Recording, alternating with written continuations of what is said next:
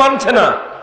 মুআবিয়া রাদিয়াল্লাহু আনহুর আগের হাদিস থেকে বোঝা যায় আজকেও কিছু মানুষ না বুঝে ডেস্টিনির পক্ষে ফতোয়া দিবে, এটাই বাস্তব।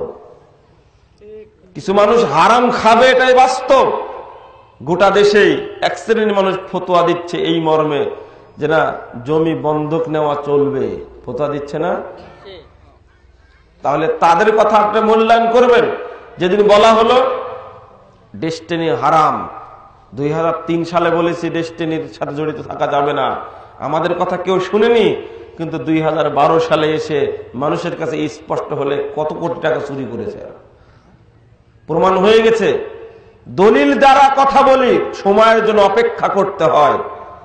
আগে বলেছি এদেশের মানুষকে বর্তমানে যেভাবে ইসলামের নামে তরবার নিয়ে সন্ত্রাস চালানো হচ্ছে জঙ্গিবাদ বলে, এটা ইসলাম নয়।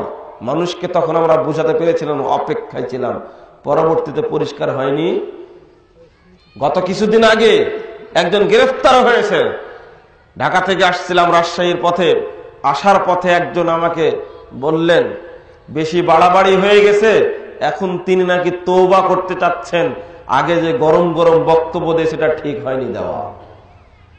হতেই হবে, শরীয়ত চূড়ান্ত। আপনাদেরকে এটা বলছি, যেটা সুন্নাত, সুন্নাতের আলোকে প্রমাণিত হবে সেটা কাকড়ে ধরতে হবে, যেটা সুন্নাত নয় সেটা বাদ দিতে হবে। জেনে বুঝেই কথা বলতে